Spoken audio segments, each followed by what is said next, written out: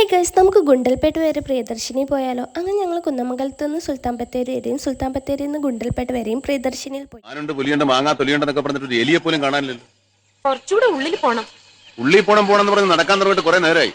പുലി പോയിട്ടൊരു പൂച്ചയെങ്കിലും കണ്ടാൽ മതിയായിരുന്നു.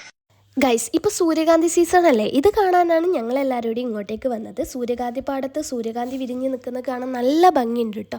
അതേപോലെ ഇതിൻ്റെ ഉള്ളിൽ കൂടെ ഞങ്ങൾ റീൽസും ഫോട്ടോസും വീഡിയോസും ഒക്കെ എടുത്ത് ആസ്വദിച്ച് നിൽക്കുമായിരുന്നു കേട്ടോ. ഈ സൂര്യകാന്തി പാടത്തേക്ക് കയറാൻ 20 രൂപയാണ് കേട്ടോ ചാർജ് വരുന്നത്. അതേപോലെ ഇതിൻ്റെ അപ്പുറത്ത് തന്നെയാണ് ചെണ്ടുമല്ലി കൃഷി കേട്ടോ. ഓറഞ്ചും മഞ്ഞയായിട്ടുള്ള ചെട്ടിപ്പൂവും അതേപോലെ വാടർമല്ലികയൊക്കെ വിരിഞ്ഞ് നിൽക്കുന്നത് കാണാൻ അത്രയ്ക്ക് അടിപൊളിയാണ് കേട്ടോ. ഇത് ഓഗസ്റ്റ് അവസാനം വരെ ആയിരിക്കും ഈ കാഴ്ച ഉണ്ടാകുക. അത്രയ്ക്ക് മനോഹരമായ ഒരു കാഴ്ചയുള്ള സ്ഥലമാണ് കേട്ടോ. നല്ല കാറ്റുകൾ വീശുന്ന ഒരു ബ്യൂട്ടിഫുള്ളായ സ്ഥലത്താണ് ഈ കൃഷി ചെയ്തത് കേട്ടോ.